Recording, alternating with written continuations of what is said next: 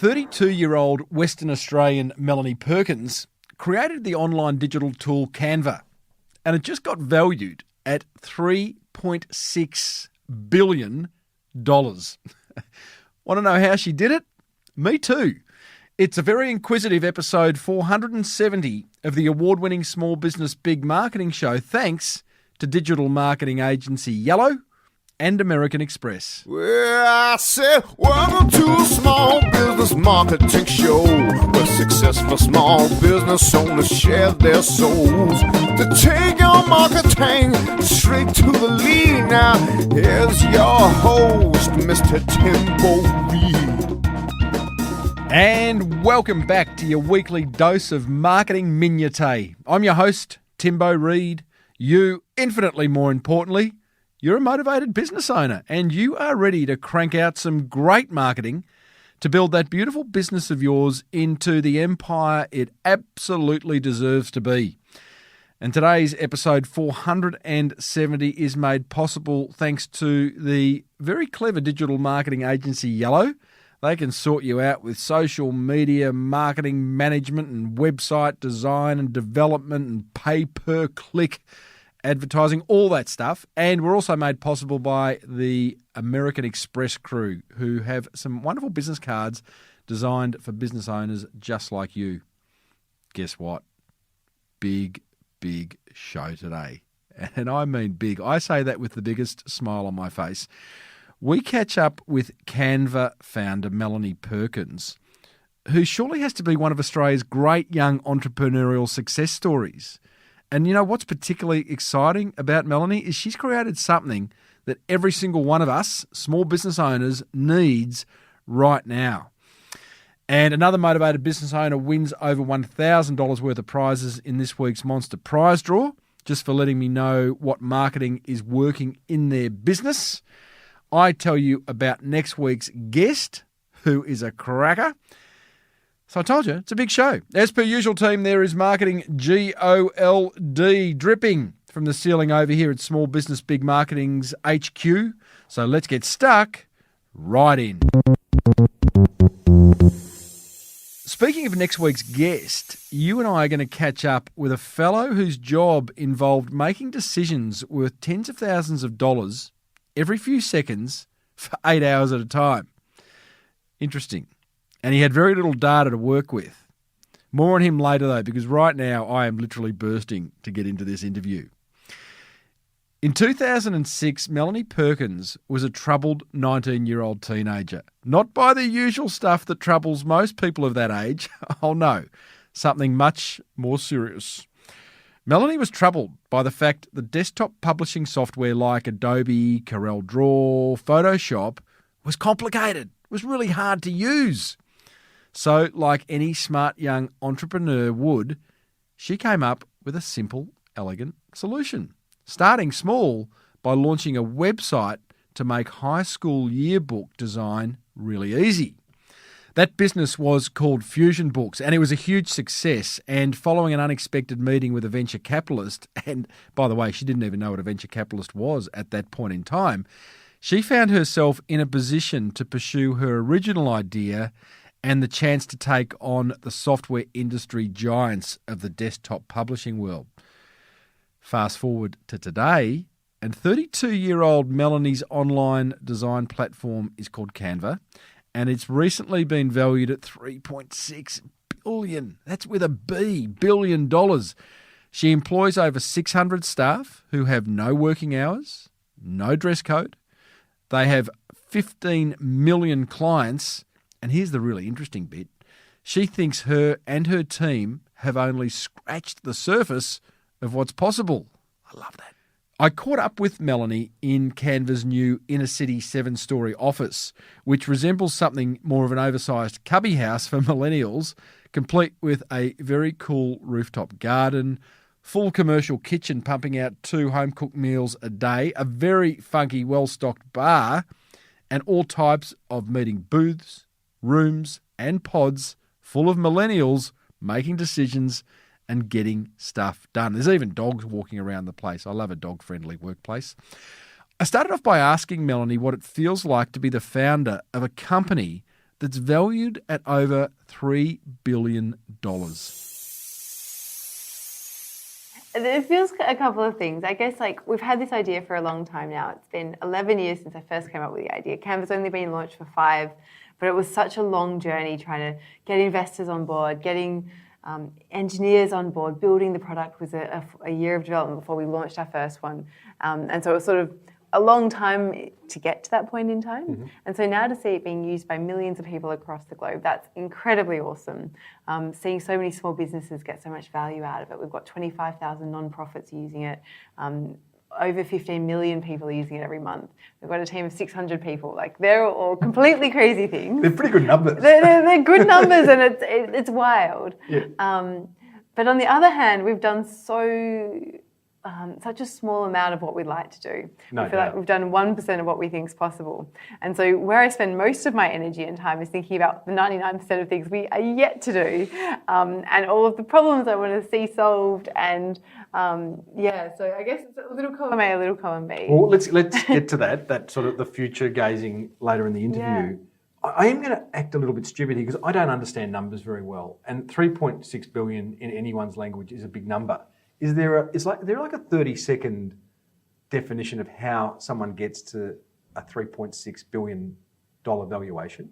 Yeah, so I had to learn all about venture capital and investors when we were raising capital for Canva. So with my first company, Fusion Books, it was a bootstrapped company, which meant that we didn't take on any external financing, which was really great because it meant that we learned how to build a company and become profitable and market and do all the really important things for a small business. But then with Canva, we knew we wanted to take that concept of a simple design platform and apply it to a much broader market than just school yearbooks, which was what the first company was focused on. And so with that, we needed to raise money, and we raised money from some incredible investors from both in Silicon Valley and here in Australia. And how that process works is essentially they give your company a valuation. And so when we first raised, it was at an $8 million valuation. And so you take in some external financing, and then that sort of, they take some equity in the company. And so then as the company grows, their equity grows as well. Mm-hmm. And so that's how the most recent... to be a number with a B. Yeah, exactly. It's a good number.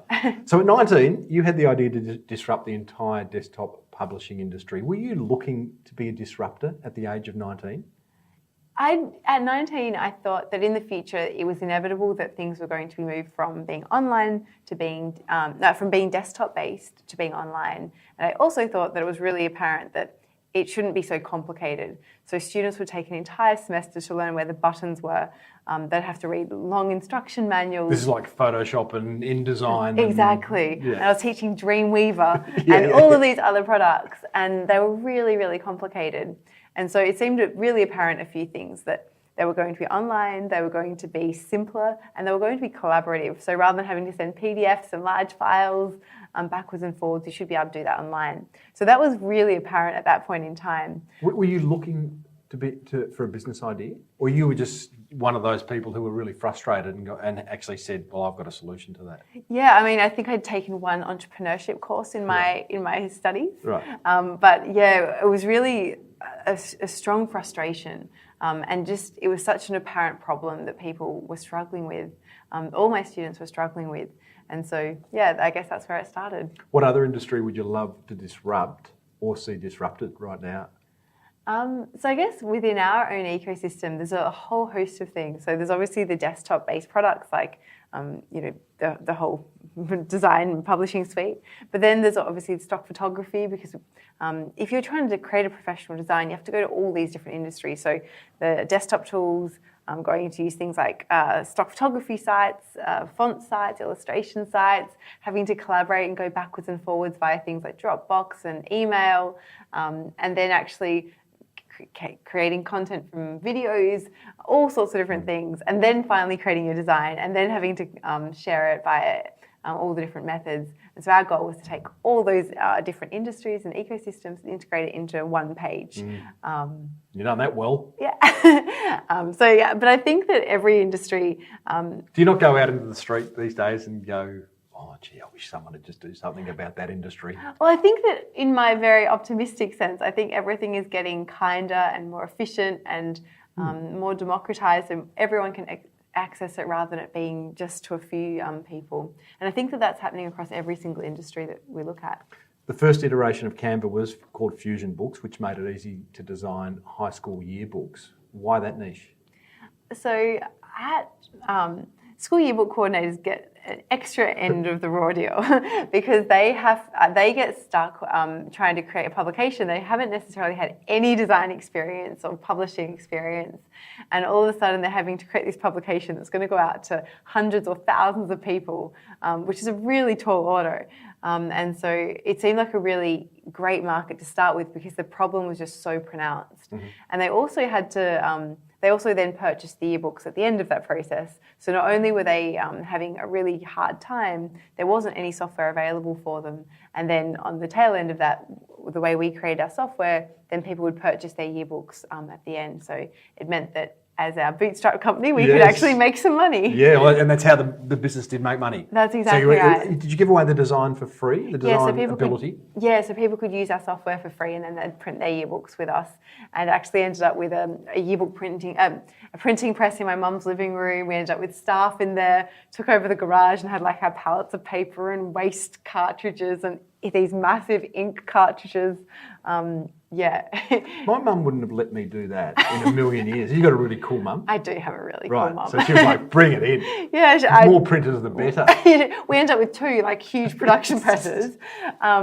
She was incredible. She is incredibly kind and supportive. So we've really got you to thank for all those yearbook coordinators who have stopped using Comic Sans as a typeface. Yeah, it's not available. It's not available. It's not available on Canva. Exactly, it's not available on Canva either.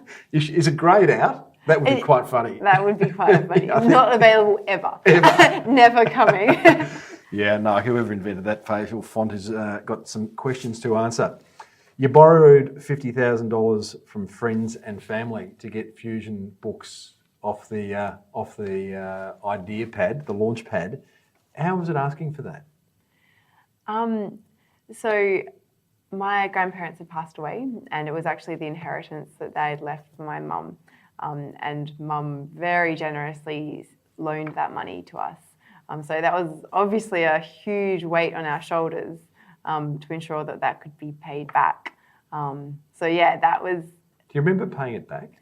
Yeah, that was a very special moment. Was it? Yeah, because I guess when we first hired the software company, when we handed over that check for the first time, it was like, this is crazy. We're gonna have, when we took out that loan, obviously banks would turn us down and we couldn't get a loan from anywhere else. Yeah. And if we hadn't been able to pay that back, we were just going to work it off. We're going to pay it back in some shape or form, some way or somehow. But I remember when we gave that check over for the first time, we were really worried. We're going to have to make the company work. We're going to have to make the... You're going to make everything work. There's a lot of things that had to fall into line to actually get that to happen. Did your mum think of taking equity at that point, or did she just was happy to see the $50,000 return? Very happy to see the $50,000 return. It's funny because I interviewed Kate Morris from Adore Beauty, and she also did exactly the same, borrowed from her boyfriend's parents. She actually can't remember repaying it. So really? At least for you, it was a very special day. Yeah. And so the business is going along beautifully. You're doing helping all these wonderful yearbooks come to life. At what point did you think, okay, this has got to get bigger, and the idea for Canva really became your sole focus of attention? Yeah, so actually quite early on when we created this yearbook program, schools kept on saying to us, can we use this to design other things? Can we use it to create other documents or canteen menus and all sorts of other things? And we're like, surely there's other software available that does this. And looked around and there certainly wasn't. And then an investor came from Silicon Valley to Perth. And I had a 5-minute chat with him after a conference. And he said if I went to Silicon Valley, he'd be happy to meet with me. So I jumped on a plane to Silicon Valley. That was after he'd kind of just ignored my emails a few times because I kept on asking him to sign an NDA, which apparently you don't do to investors. But I didn't know this at this point in time.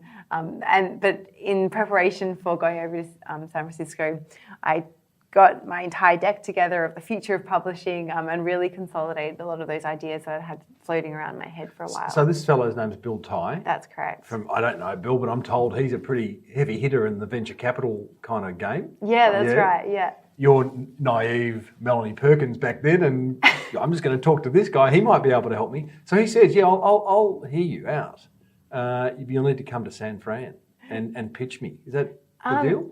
Sort of, pretty much, except for sort of the shoe was on the other foot in that I said, I'm going to be in San Francisco. Do you want to meet up? Audio program, Melanie's doing a weird eye movement. And you can't say you weren't going to San Francisco, were you? I was like, well, if I say I'm going to San Francisco and then I happen to be, like, I didn't want to make it seem too apparent that I was too eager. So I was just sort of, sure. yeah, I'm going to be there. Yeah, I'm going. So you hopped on a plane. You finally got hold of him, got a meeting.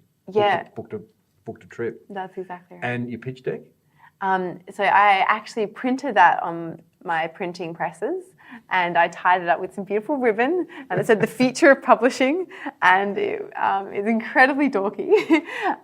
But I think, yeah, it was kind of funny. I don't think many people pitch on paper pitch decks. I think they usually have. Certainly not in Silicon Valley. No, yeah, I didn't realise this. I think I went in like incredibly naive. Yeah. The thing that I was convinced of though was that this was the future. Mm-hmm. That was the one thing I had down pat. Mm-hmm. You still got that deck? I do, yeah. Have you really? Yeah. What made you keep it? You got a soft copy or a hard copy with ribbon? I don't know that I have the ribbon that copy needs to anymore. be downstairs in a glass cabinet. Yeah. I've got a few different variations. I printed quite a few copies at the time. No doubt. Yeah. So you pitched Bill. Mm-hmm.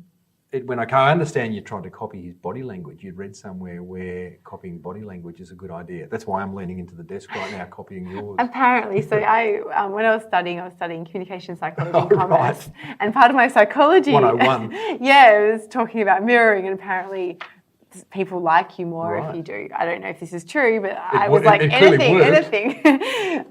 So yeah, I gave that a shot. What was Bill's advice at the end of the what was it, an hour meeting or whatever it was? He didn't really. He was kind of. So it was awkward. So I went over to San Francisco. I had my paper pitch deck, trying to eat lunch, trying to convince him of the future of publishing, and I don't recall his advice at the end of that meeting. Wasn't he on the phone a lot too? He was on the phone a lot. Mm-hmm. So he was sitting there and I thought he just was completely disinterested in what I had to say. But fortunately, when I went home, I realised that he was actually introing me to all sorts of different people. Awesome. And then the following day, he actually said he'd be happy to invest if I could find a tech team, which was incredibly awesome. But it actually then was a year of trying to find a tech team. And is that a big ask? You didn't have a tech team? I did, but we'd been using external developers. Like an agency. Yeah, exactly. And so Bill introduced me to Lars, who co-founded Google Maps. And Lars knew the technical complexity of our project. Sorry, just go back one step there. I want to hear what you're about to say, but you've just been introduced to a bloke who invented Google Maps. Yeah. That's a good intro. It was a crazy intro. In fact, it was so bizarre. So when winding the clock back a second, when I was in Perth, Bill had ignored a number of my emails. And then I told him I was coming to San Francisco. And instantly, he introduced me to Lars. And then, so I had these 2 meetings lined up when I went to San Francisco. Bill one day and then Lars the next. Did you ever ask him why that happened?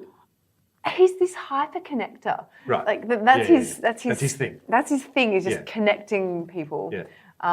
And I think that probably the persistence of the quantity of emails that I was sending him. And every time I'd send him another email, I'd report on the progress that we were making. So I would always try to find a new reason to email and to have said that I've now achieved something, or rather that I had said that I was going to achieve. So Bill said, I want to give you some dough, but not until you get a tech team. Yeah. In order to get a tech team, I want you to meet the bloke who's invented Google Maps, Lars Rasmussen. Yeah. And you meet Lars. And does he then spend the next year helping you find a tech team? What's Lars tell you to do? So Lars, so we had a really great chat, and we both had a really similar philosophies about the future of publishing and the future of communication, which was really cool. And then he said that he'd be happy to help find a tech team. But what that actually entailed was a full year of him rejecting every single person that I brought him. So I would bring him people on. Yeah. It was, like I spent 3 months in San Francisco until my visa expired. Then I moved to Sydney and then was continuing to pitch lots of people. And then, he was rejecting everyone. They weren't up to the technical scratch. They didn't have the startup gusto, whatever it might have been. And that was really frustrating. But because Lars is, what's Lars like? Is he just is he like like the king of the code monkeys, or is he like a nerdy guy or a really fun guy? Or he's just this lovely, nice, normal person that when I met him for the first time, it just completely transformed my view of what was possible, because he is this nice, normal person that has created this company that has, had such a huge impact across the whole globe. And so meeting him was pretty powerful. Because it all of a sudden was like, people who are creating all of these amazing pieces of technology are just nice, normal people rather than from another planet, which for some bizarre reason was the way I thought about it in my head. You kind of imagine you're a consumer rather than actually a creator. Yeah. He's just a normal guy. Yeah. So, So Lars is, okay, so you're sending all these tech team resumes to Lars. You go, no. And sometimes in person, if they passed his first test of they seem all right, then I'd bring them to him physically and then he'd reject them. Were you getting frustrated with Lars? You're like, Lars, just choose someone. We can make them work. I was like, that's exactly how I felt. I was like, we need to get started on this thing. Like, if you're going to just keep rejecting everyone, do you want the job? And how would you know anyway, Lars? What have you done?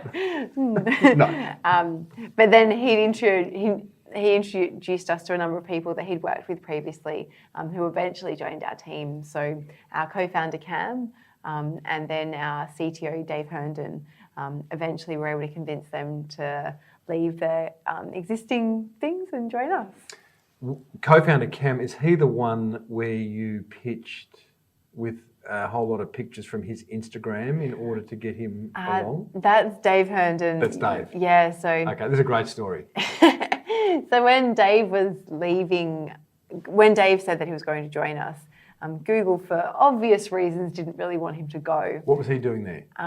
He was working on an important project. All important at Google. that they didn't want him to go. Okay. And so we said... And you're just a little startup.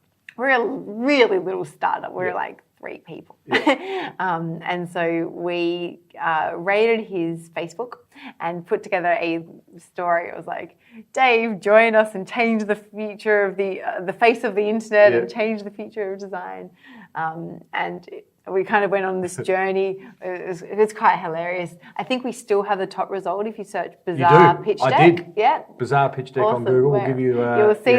You'll see. And I must say, with all respect, because I love what you do, it's a pretty naive pitch deck. You said, Dave, I would have looked at it and go, really? Hey guys, the kindergarten down the road wants me to come and speak. Well, thank you for your vote of confidence. Well, you'd agree, right? Well, fortunately, he said that it put a smile on his dial. No doubt. One of the reasons why he joined us. Charming and naive keeps coming back to me as a word, which all startups are at the start because they're going to change the world. And I guess you had that as well. Do you feel like you've been able to maintain some of that naivety, or have you hardened up in the 10 years since Canva's launched? So one of our values is to set crazy big goals and make them happen. And I think inherent in a crazy big goal is you don't know how to achieve that crazy big goal because it's, by matter of fact, it's crazy big. By definition, exactly. And so I think that that's really important to continue to have outsized dreams. So dreams that are way bigger than what you know how to achieve.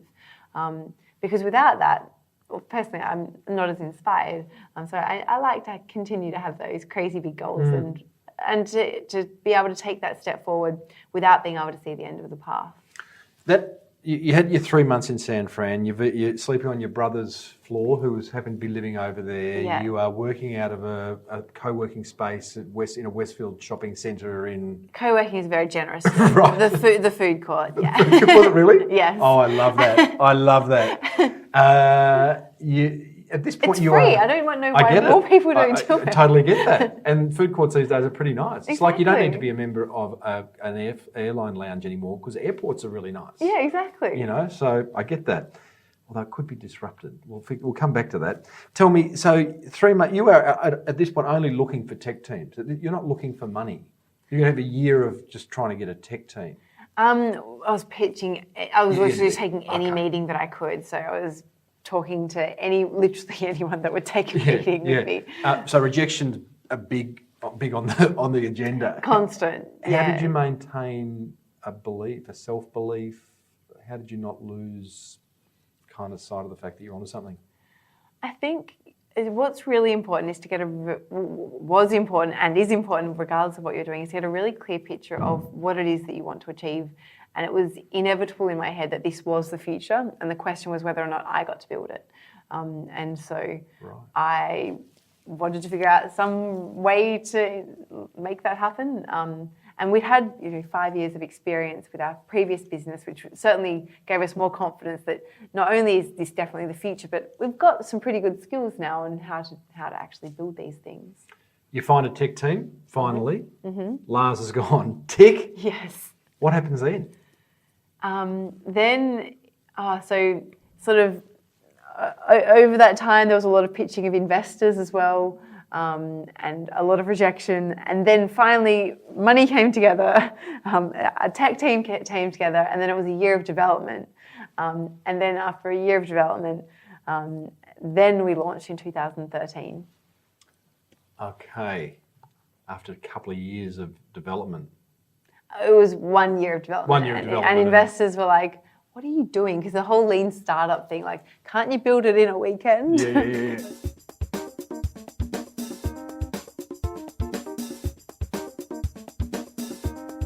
How's your cash flow management going? It's certainly not my strong suit. For the first few years of business, I thought my accountant told me to spend more than I earned. Got that wrong, didn't I? Fortunately, American Express business cards are built specifically with business owners just like you and I in mind. Their cards can be used to pay for everyday business purchases, helping you manage your business's cash flow whilst earning rewards along the way. Both their credit and charge cards provide up to 51 days interest-free, reward points that you can convert to travel, gift cards, or pay down the balance on your card. Plus, some of their cards are tailored for you to earn Qantas or Virgin Australia points directly. Gotta love that. We all need a bit of a holiday, I reckon. To find out more and get your cash flow under control, Google Amex Business after the show. Right now we're chatting with the normally demure Canva founder Melanie Perkins, who took up kitesurfing in the hope of raising a much needed $1 million or so in order to transform the entire desktop publishing industry. Melanie, I understand Bill Ty invited you to a kitesurfing conference in Maui. What was that all about and what happened there? Yeah, so Bill had this thing called Mai Tai, and Mai Tai is a kite surfing conference for entrepreneurs. And so to go to the kite surfing and entrepreneurship conference, I needed to learn to kite surf. And so every time I'd give a business update, I'd also need to give an update as to how my kite surfing skills were going. And so despite the fact I find kite surfing quite scary, yes, especially landing in San Francisco where it's really windy. cold and windy, yeah, and wasn't that, not a great place to learn. Right. I needed to learn to kite surf because otherwise I wasn't going to get to go to this conference. And I guess we had no networks at all in Silicon Valley, so I needed to, like, if a door opened a little bit, needed to sort of wedge my foot in and figure out how to get in the door. So I learned to kite surf. And you, at the kite surfing camp, it sounds, a kite surfing conference, we'll call it a conference, you asked to pitch. Yeah. It was just full of venture capitalists and investors, right? That's exactly right. And were there other startups there, or did you just weasel your way in that you could? There were a few startups there. But we definitely didn't have a speaking slot. And so the evening before, I ended up rallying a number of people who started rallying on our behalf to try and get us a speaking slot in the morning, ended up staying up all night trying to prepare our pitch, then pitched the following morning in front of a room full of people that we were completely intimidated by. Like we hadn't, at this stage met many people in the tech world, and so there were it was very intimidating, but it was also really awesome in the end because the ex-CEO of Shutterfly was there and took a keen interest in what we were doing, and a whole host of other amazing people. What's your view on that? I'm thinking of all the business owners listening to this. You found the courage. You don't seem to be an extrovert. I'm going to guess you're more introverted than would that be fair? That is very correct. But you believed so much in what you were doing that you thought, I'm just going to take any opportunity. I don't care if I'm petrified, embarrassed, not a seasoned speaker. You just took opportunities. Would that be just a big part of your success? Yeah, I think that's critical because if you don't, you literally won't be able to succeed. Like if we hadn't taken the meetings when we're completely terrified or taken the speaking spots and rallied really hard to get them, Canva definitely wouldn't be here today. Wow. So what came of the kite surfing camp's finished? You've wiped your brow going, I'm never ever going to do that again. Did you walk away with a few checks or? You'd think so, but it doesn't quite work like that. Right. So it was another few months of pitching. Right. So we ended up we pitched a lot of people, still were getting a lot of rejection. And we ended up raising something that's called a party round. So typically you'd have a lead investor and they take the majority of your round. But because people liked what we were doing, but they didn't necessarily, it was a pretty big bet to make that this random company from Australia was going to be able to build the future of publishing. So a lot of people put in quite small checks, but we ended up being able to What's a small check? Everything from 10 grand to I think the maximum we got in was 250, which was an awesome vote of confidence, but a pretty atypical round for most startups. But yeah, we got that together and then we set to work. Am I right in understanding that your approach to pitching wasn't to ask for money but for advice? Yes, that is it's very correct. So after a little while, you realise that if you, at the end of a meeting with an investor, say, so are you going to invest?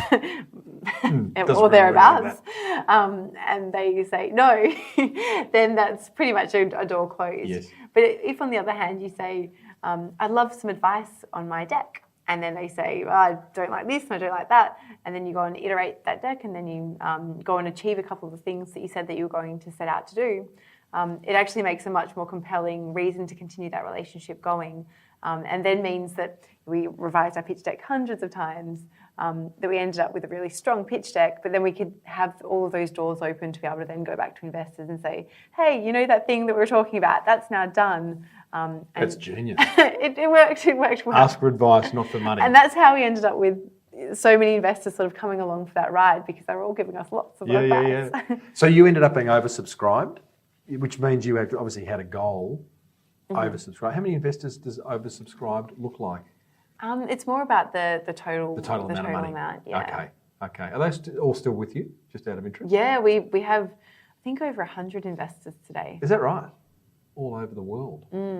Probably mainly in Silicon Valley. A lot in Silicon Valley, but then heaps from Australia, China, all over the place. So you finally launched in 2013 after a very long time. You mentioned the Lean Startup book earlier. You certainly didn't follow that philosophy, which is basically just get an idea to market and then sharpen the offer on the, sharpen the offer on the stone of the market? Something like that.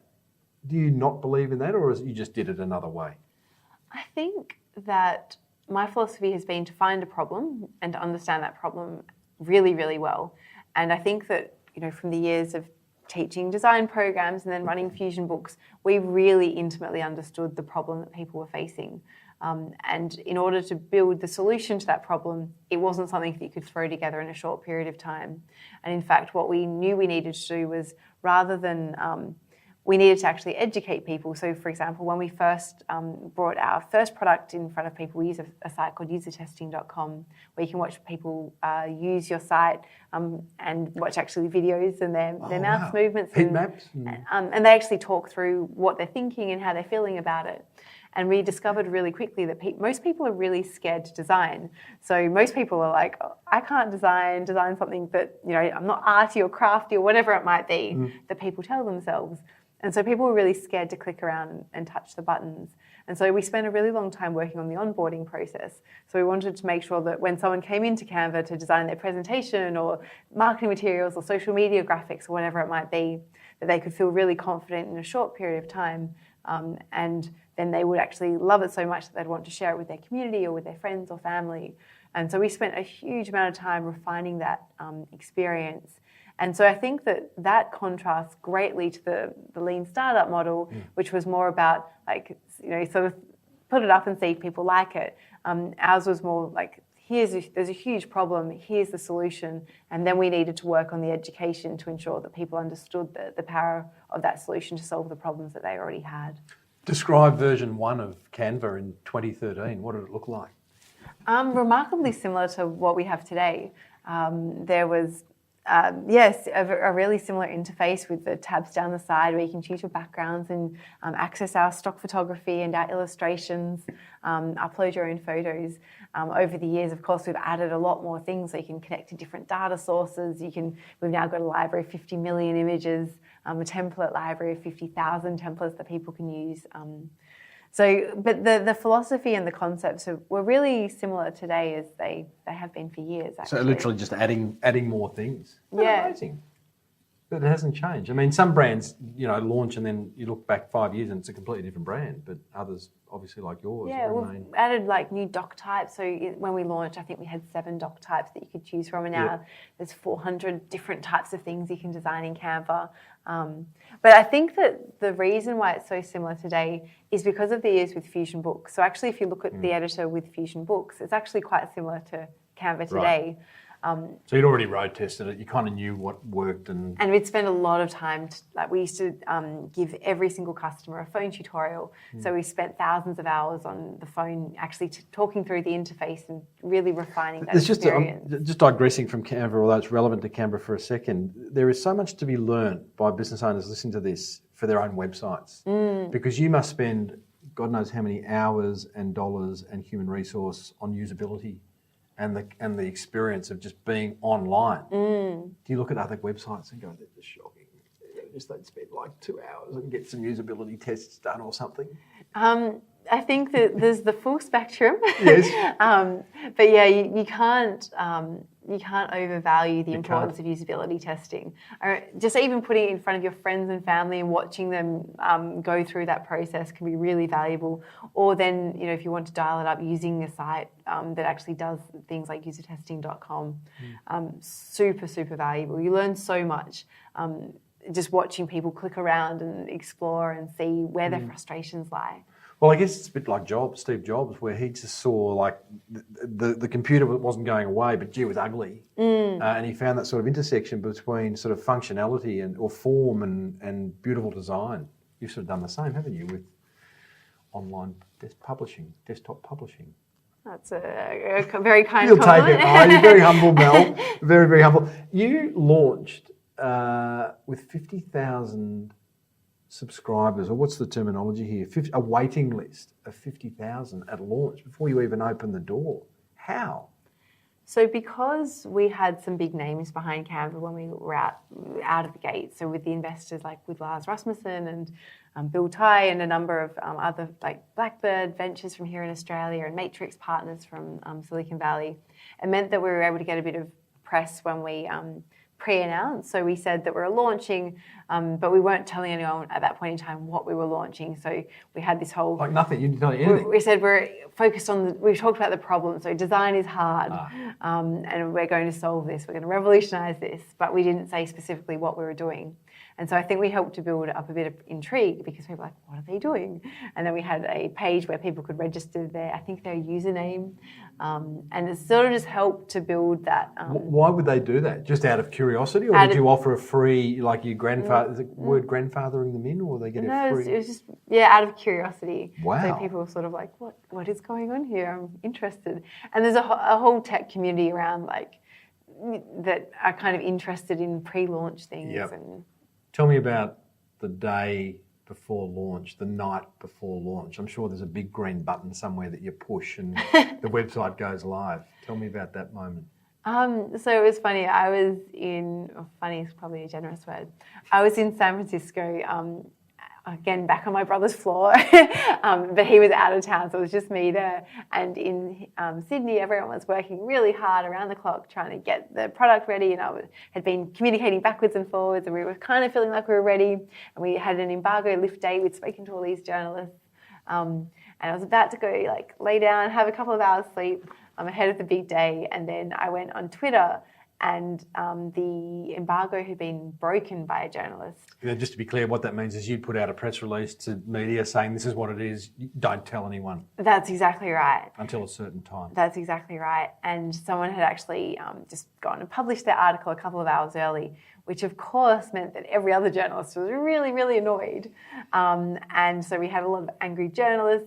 And the article was also really negative. So the article said like a cheesy stock photography site and all these mean things. And I was like, after all this time and all these years of work, I must admit, probably a couple was shed. It was pretty disappointing to have had such a negative reception. But fortunately, it was just that one article. And then the other articles came out and people were really positive and excited. And then the community started to react, and they really loved and understood what we were doing. Did you ever contact that journo? Or let it go? I can't remember. No. I'm sure that someone, like Zach from our PR team, I think probably messaged the journalist. So you launched. Was it a good launch? Nothing crashed? No, nothing crashed. Other than that one article, which still is the bane. No,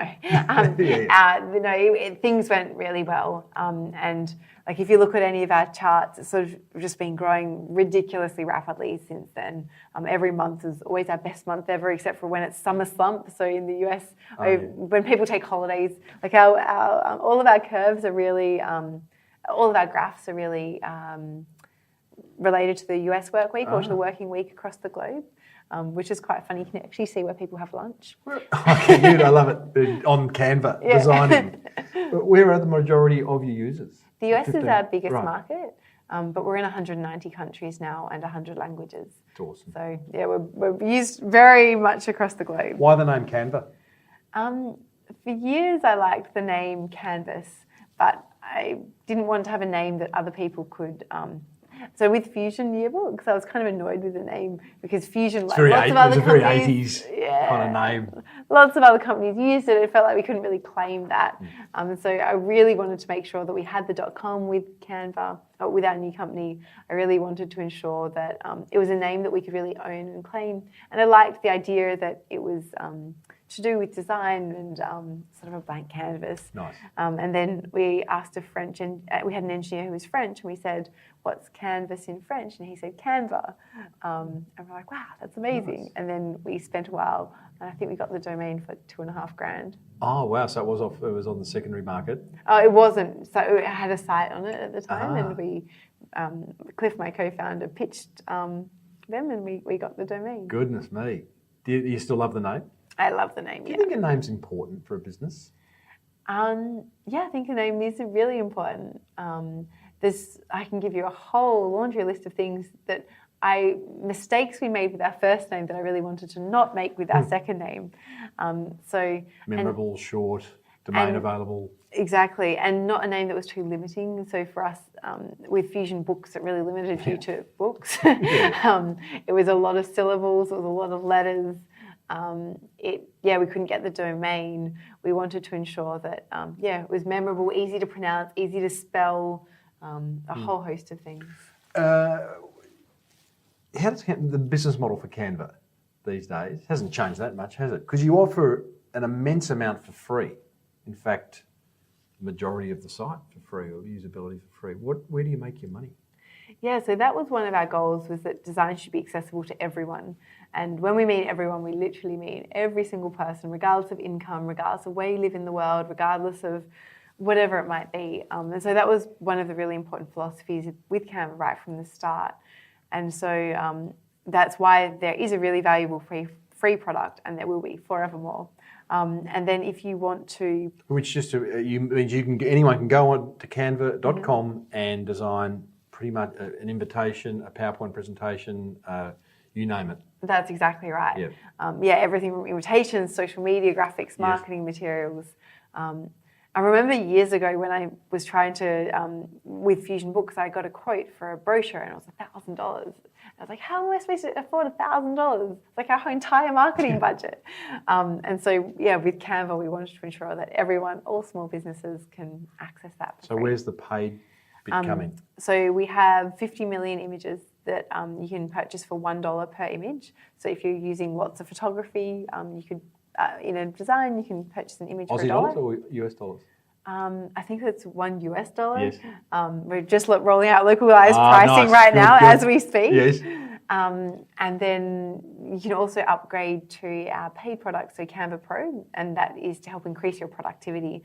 So things like saving your color palettes and font palettes. Yeah, that's awesome. I love that because what you can do is you can create a Facebook image, and then if you want to have that image on Insta and Twitter and LinkedIn and Pinterest, it just resizes. Exactly. It's unreal.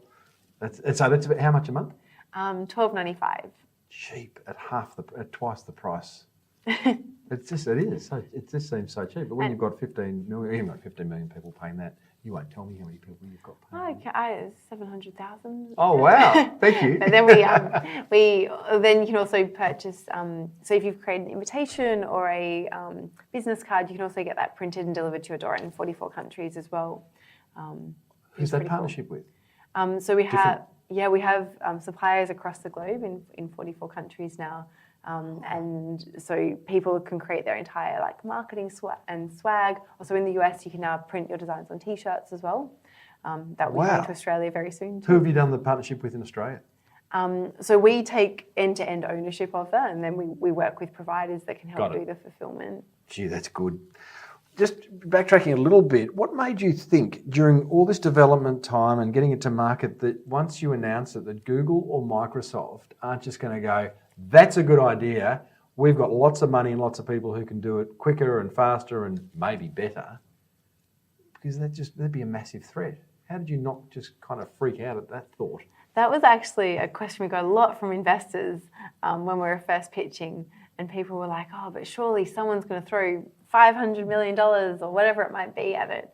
I think that the way we really thought about Canva was it was completely reinventing an entire industry. There's obviously technical complexity with that, but there's also a completely different way about thinking about the business model. So rather than paying for software, for example, you're paying for the ingredients, you're paying for the end products. So I think that was sort of how we explained it to investors, was they would have to completely reinvent and eat their own, eat their... another one. There's some expression. Eat their own medicine, drink their own medicine, take their own medicine? Something like that, yeah. It was going to be challenging. Okay.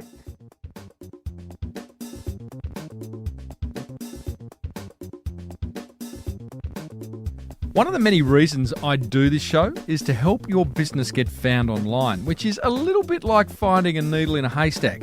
Your business is the needle and the haystack is the internet. So why not improve your chances of getting found by listing on Yellow Online, Australia's #1 online directory, receiving over 5.2 million searches every month by people looking for stuff that possibly you sell. Like, I'm guessing with that many searches, there'd have to be, at the very least, a handful of peeps wanting your product or service, right? And guess what? Listing on Australia's largest online directory is free. So you don't really have any excuses. After the show, head over to yellow.com.au to give yourself the best shot at getting found online. Thanks to American Express and digital marketing agency Yellow, we're chatting with Canva founder Melanie Perkins, who has a team of 600 across 3 offices and 15 million active users. How do you get that many users? I think a few things. Yeah. It's been really important to solve a problem that affects a lot of people. I think that is fundamentally, for every business, if you solve a problem that people care about, they're going to want to purchase whatever product it is that you're selling. And then not only does that help you to get your customers, but then it helps those customers to want to tell other people. And I think that's been central. So more than 50% of our community are coming from word of mouth. So they're just telling their friends and family. We have 150,000 YouTube videos created just by our community. Tens of thousands of blog posts. Exactly. Some podcast episodes. That's exactly Hello. right. Now we're talking. I imagine that 15 million, I say that 15 million to you and go, that just seems like an extraordinary amount of customers. I'm guessing for you, you're just thinking, oh, it's good, but gee whiz, we are just like, I remember Jeff Bezos about Amazon said only a couple of years ago, Amazon's at day one, like some of the biggest companies in the world. Do you feel a bit like that with Canva? Absolutely. So we want to empower the whole world to design. So 15 million on a fraction of the 3 billion people on the internet, it's not even our 1%. Yes. So we say as a company that we've done 1% of what we think is possible. But actually, if you do the maths there, we are not at 1% yet. So we still have a long way to go. Competitive-wise, I don't expect you to name any. Has there been any come on the scene? I can't think of any. I haven't really looked. Lots of people do little parts bits of and what we bobs. do. But I guess that was the case before. There were stock photography sites and stock illustration sites. But our goal, as you know, is to take that entire thing and make it accessible. So I'm a marketing guy. I love the Canva brand. I've used it. I visit the website, so therefore I could potentially be remarketed to. I very rarely see above the line, I wouldn't imagine you're doing any above the line advertising, any online advertising. I don't see it come up in my Facebook feed, my Insta feed. I do see blog posts about it. Has that really, what marketing do you do? So the main thing has actually been word of mouth, It's amazing. which is pretty cool. So therefore, the best marketing is a great product. I think that's critical. If you don't have a great product, anything else you do will fall to the wayside. We are starting to dabble in those other areas, and I think you'll be starting to see more and more of that. Our goal is to get 3 billion people using Canva, so there's a bit of work to do. But yeah, the goal has been ensuring that we've got a valuable product. We've been doing a lot of education we've got design school. So the idea is that you can go and get an amazing, if you know nothing about colours and fonts, you can actually go and learn about that and branding and marketing for free there as well. Online. Mm-hmm. And so, give people value has been a pretty cool marketing philosophy. Yeah, clearly. Getting those tens of thousands of blog posts and all those YouTube videos and now some podcast episodes is great for creating awareness and exposure and getting people to canva.com. What's the secret? And I guess we've answered in a way with your freemium model, but what's the secret to converting them into a paid customer? So once people use Canva a lot, then they want to increase their productivity. So they're wanting to, as I mentioned, save their colour palettes and fonts, and they've got hundreds of designs. They want to put them in folders, and they want to resize their design. So things that they're wanting to do to increase their productivity sort of becomes a pretty natural sell to people when they're getting so much value from the free product. Then they want to upgrade because they want to increase their productivity and save. If you can save hours or days a week, it's worthwhile. I could keep talking to you for a long time. I'm very conscious of the fact that you're probably rather busy running this $3.6 billion company. But we're at Canva HQ in Sydney, and I've just done a tour with your PR lady, Liz, who was awesome in showing me around. And this is impressive. This is a 7-story building with an incredible roof garden overlooking Sydney. In reception or downstairs, there was a bar, a proper kitchen. I just need to ask you a couple of questions about explaining this incredible spaceship that we're in, because it is. It's like, is this your idea? Where did the idea for this space come from? So one of the philosophies we've had right from the start is we want to create an environment that we wanted to work in. And so all the way back in my mum's living room, we'd have lunch together as a team. And that's something that's continued all to today. So in each of our offices, they have lunch together as a team, which is a really awesome and powerful thing because you're sitting down with your colleagues, you're getting to know them as people. And so that's why there's such an amazing cafe and restaurant downstairs. I think, we've had an amazing team that have been working on the space to really make it have Canva's vibe, which, you see lots of couches around, lots of plants. Dogs. The idea is to make it feel like a place that you want to be in. No dress code? That's correct. Are you trying to create a place to stop people going home? No, we want people to have a healthy work-life balance. I think that's really important as well, is that people actually have a life. The average age out there is quite low, says this 52-year-old podcaster, but there must be a lot of people who just love working here and not want to go home. And you do. You probably imagine if we walked through at 10 o'clock tonight, there'd still be people tinkering away. Yeah, it's flexi time, so you can come in when you want and you can leave when you want. Get the job done. So sometimes, some people love to come in super early in the morning and leave pretty early, and then other people come in a bit later in the day and leave later. So people just That's do awesome. what they want. Complete flexi time. Get the job done. We care about goals and what you're actually doing and creating for our community. You operate in seasons, is that right? That's right. Briefly explain that concept. So we do something called a season opener. So at the start of every season, so winter, spring, autumn, we get the whole company together in each of our offices, and we talk about the big goals that we have for the season ahead and show off the work that's been done in the season gone by. It's a really great way to share context and for everyone else to get to know what's going on in the company. Obviously, when we were 4 people or a really tiny team, this wasn't quite necessary. Yeah. We used to get up actually every Friday and everyone would show off their work. And then that got too big, and then we started doing it by teams, and then that got too big because we had way too many teams to do that. So it's sort of been just a progression since those early days. If I very rarely ask the question of projecting forward 5 years, 10 years, because I think it's a ridiculous question, but I think you would be the type of CEO that could actually answer this question. When I come back in 5 years and 10 years' time to do an update interview with you, where will you be and what will this look like, this brand called Canva? So we have a 2-step plan. Step 1 is to build one of the world's most valuable companies. We still have a really long way to go on that. And step 2 is to do the most good we can do. And I feel like we have started, we've been starting to do some good things. So we've got 25,000 nonprofits that get our paid product for free. We are supporting all sorts of different local initiatives in each of our offices. But there is an incredible amount more that we'd like to be doing in that space that we've started to think about. So I think that, and also, I guess as part of step 1 of building one of the world's most valuable companies, hopefully we'll be a lot closer to our mission of design, empowering everyone, literally, to design anything, literally, and publish anywhere. Literally. Literally was my little add-on there. Got it. Wow. You seem so relaxed about all that. Is there just this incredible pent-up excitement in you where you just have to, just breathe, Mel, just breathe. It'll all happen in good time. Or are you just wanting to it all to happen now? A bit of both. I think because I didn't get what I wanted for a long time, as in I was like, hey, investors, can you invest for 3 years? And then I was like, hey, engineers, can you join me for years? I think that I feel really grateful that I actually have this opportunity to be able to take this idea, turn it into a product, have it be used by millions of people. And then with our team, we're inventing every single day. We're thinking like, what sort of new, delightful, amazing things can we give out to our community to wow them? That's an incredible privilege. And so I think that certainly energizes me.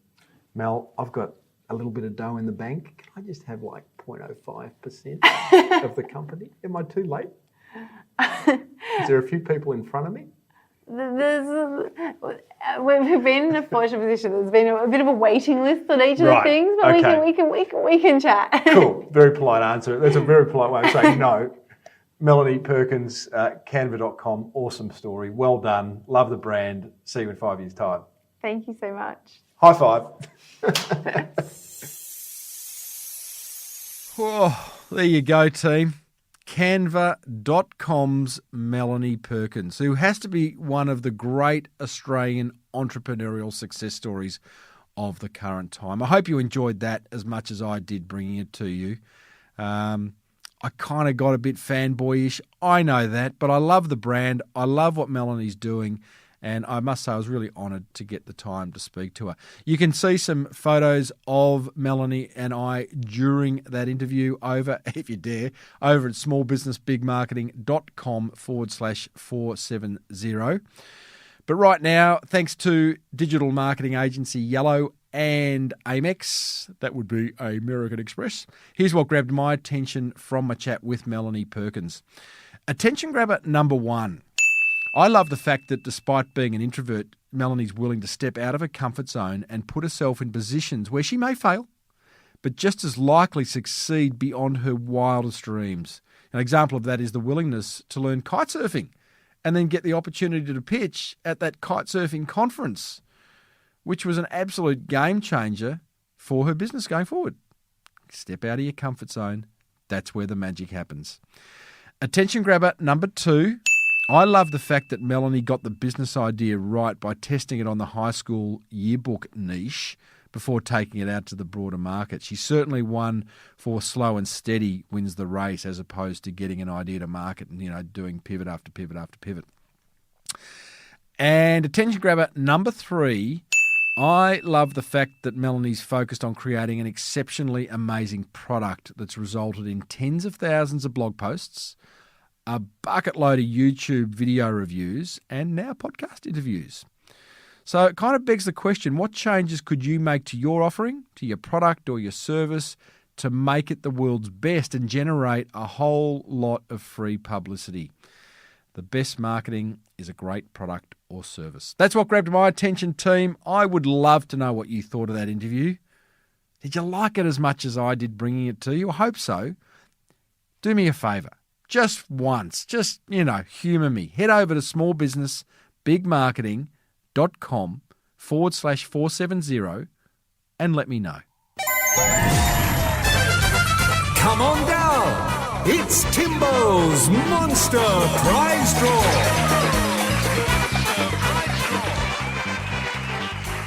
Yes, indeedly doodly. It's that time of the episode to reward another motivated listener for taking action.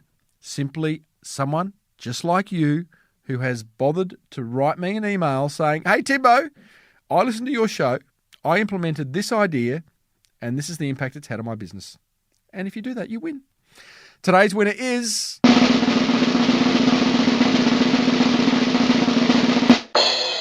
Janelle Shembry of Homeworks in Mackay, far north Queensland. FNQ for those in the know. And Janelle says, "Hey, Timbo, I have been a fan for years." Oh, Janelle's the winner. I love it. That's all she said. Not true. "Ever since you helped us name our shop Homeworks in 2010. Janelle, I remember that very clearly. I was going through a bit of a I love naming businesses kind of period of my life, and you were one of the ones that I worked with. And clearly you still like the name because you're still in business." Janelle goes on to say, "The biggest learning from listening to your show over the past few years is that some things are never going to be perfect, so just jump in, give it a go, and improve from there. This gives me the confidence to try new things in my business over and over again. Regards, Janelle." Yes, don't wait for all the ducks to line up. Perfection gets in the way of production and productivity and all those other cliches. So well done, Janelle, for you identifying that. As a result, you win lots of prizes. You get a Canva Pro license. That's valued at $140. You get a full range of Liar's non-alcoholic spirits. That's valued at over $500. Say a skincare basins essentials pack, $79. $100 to buy some undies for you and your fella through Tradies Undies. A $50 voucher to buy some PJs, just for you, Santa Enable PJs. A My DNA test kit, $99. $75 voucher to use it on the go sports merchandise business. A gift pack of novelty socks from Put a Sock on It. That's valued at $18. You get promotion on this show and you get a backlink in the show notes, which you gotta love. Janelle, thank you for your ongoing support. I know you've been listening for a very long time, so I hope that's a little way I can reward you for doing that. Anyone else wanting to enter, all you got to do is send me an email, tim@timreid.com.au. Tell me one idea you've implemented from listening to this show, what impact it's had on your business, and if I read it out on air, you win. Well, that almost wraps up another episode 470, in fact, of the award-winning Small Business Big Marketing Show. Thanks to digital marketing agency Yellow and American Express. Go ahead and check out yellow.com.au. They have got so many great offerings to help you with your marketing. that I just don't have time to read them all. And if you go to that website, yellow.com.au, you will see a series of videos, little mini documentaries of me coaching other small business owners. Check out American Express's sweet range of business cards by searching Amex Business. They are a fantastic company as well. Thank you for their support. Next week, you and I catch up with New York-based Chris Sparks, who was ranked one of the top 20 online poker players in the world. Why interview an online poker player, I hear you ask? Because he is a high performer, and there's a whole lot of lessons we can learn from high performers, and in this case, a poker player, that we can apply in our business. I did that interview the other day. It is a cracker, and he's a very giving, generous, high-performance coach these days. Don't forget there's an entire back catalogue of interviews over at smallbusinessbigmarketing.com, where you can also buy my marketing book, The Boomerang Effect. If you love the Small Business Big Marketing Show, please let another business owner or 10 know about it by grabbing their phone and subscribing to the show for them. They'll thank you later. Until next week, I'm Timbo Reid. Thanks for tuning in. May your marketing be the best marketing. Bye for now.